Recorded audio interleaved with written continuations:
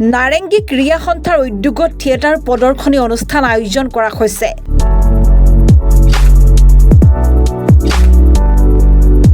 নাৰেংগীলৈ আমন্ত্ৰণ কৰিছে ৰাজলক্ষ্মী থিয়েটাৰক। প্ৰযোজক ধ্ৰুৱজ্যোতি তালুকদাৰ আৰু ভৱেশ দাসৰ সম্পাদনাত ৰাজ্যৰ চুকে কোণে সমাদৰ পোৱা ৰাজলক্ষ্মী থিয়েটাৰ এইবাৰ নাৰেংগীত।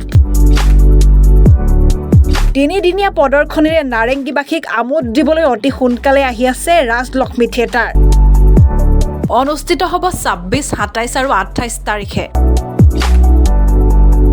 নাৰেংগী ক্ৰীড়া সন্থাই ৰাইজৰ সহায় সহযোগিতাৰ উপস্থিতি কামনা কৰিছে থিয়েটাৰস্থলীত।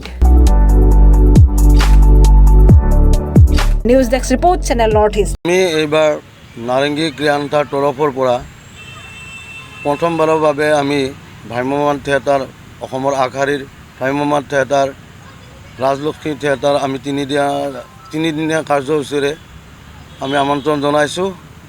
আমাৰ উদ্দেশ্য হ'ল যে নাৰেংগী উন্নয়ন ক্ৰীড়া সন্থাৰ কিছুমান উন্নয়ন, আমি যিটো ৰাইজৰ আমি বিপুল সঁহাৰি পাইছোঁ তাৰে কিছু ধনেৰে আমি ফিল্ডখনৰ বা নাৰেংগী ক্ৰীড়া সন্থাৰ অনুষ্ঠানৰ আমি উন্নতি কৰিবলৈ সক্ষম হ'ম। আৰু এইখন থিয়েটাৰ আপোনালোকৰ নিউজৰ চেনেলৰে এটা ৰিপৰ্টাৰ আছিলে ধ্ৰুৱ তালুকদাৰ, তেওঁ আগতে নিউজতে কাম কৰিছিলে। তেওঁ তাৰমানে এই সাংবাদিকতা এৰি এখন নতুন ৰাজলক্ষ্মী থিয়েটাৰ আৰম্ভ কৰিছে। ইয়াৰ বলিষ্ঠ অভিনেতা আছে চম্পক শৰ্মা, কল্পনা কলিতা আছে আৰু নন্দিনী কাশ্যপ ইয়াত অভিনয় কৰিছে। সুন্দৰ এইখন নাটকে, যিখন চম্পক শৰ্মা এইখন নাটকখনে এটা বিশ্বত আলোড়নৰ সৃষ্টি কৰিছে।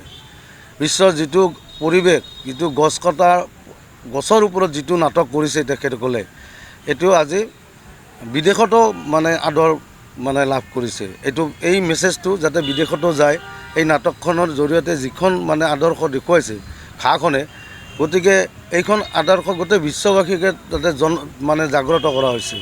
গতিকে আমি আমাৰ ক্ৰীড়া সন্থাৰ তৰফৰ পৰা আমি বিনম্ৰভাৱে অনুৰোধ জনাইছোঁ যে ৰাজলক্ষ্মী থিয়েটাৰৰ চম্পক শৰ্মাৰ দ্বাৰা ৰচিত আৰু পৰিচালিত নাটক ঘাঁখন আপোনালোকে আহক, উপভোগ কৰক।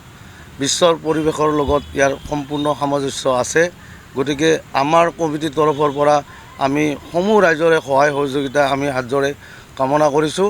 আমাক সহায় কৰি আমাৰ এই অনুষ্ঠানটোৰ উন্নতি সাধনৰ কাৰণে কিছু অৰিহণা তেওঁলোকে যোগাব বুলি আমি আশা ৰাখিছোঁ। এইবাৰ বহুত আমি থিয়েটাৰ আমি ছ'চিয়েল মিডিয়াত দেখি আছোঁ যে আজিকালি নাটকবিলাক প্ৰায় চাৰ্কাছৰ দৰে হৈ গৈছে, ৰিলিং হৈছে। তাৰ বিনিময়ত সি কিছু ব্যতিক্ৰমী তেওঁলোকে কৰিছে যে চাৰ্কাছ চোৱা যেন লাগে।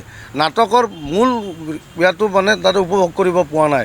কিন্তু ৰাজলক্ষ্মী থিয়েটাৰ তেনেকুৱা নহয়, তেওঁলোকৰ ব্যতিক্ৰম। তেওঁলোকে সুন্দৰ নাটক এখন হৈ কৰিছে। তেওঁ কোনো ধৰণৰ চাৰ্কাছ সেনেকুৱা যাদুকাৰী বা কাৰিকৰী সেইটো নাই। কেৱল নাটক উপভোগ কৰক, কেৱল নাটক। এইখন ৰাজলক্ষ্মী থিয়েটাৰ আমি টিকেটৰ আমি পেট্ৰনত আমি 1500, তাৰপিছত ৰাজলক্ষ্মী চাৰ্কুলত 1000 আৰু ঋতুকালীন চাৰ্কুলত আমি 700 ৰাখিছোঁ। আৰু বিশেষ শ্ৰেণী 300 টকা, প্ৰথম শ্ৰেণী 200 টকা আৰু জনপ্ৰিয় গেলাৰীৰ মাত্ৰ 100 টকা।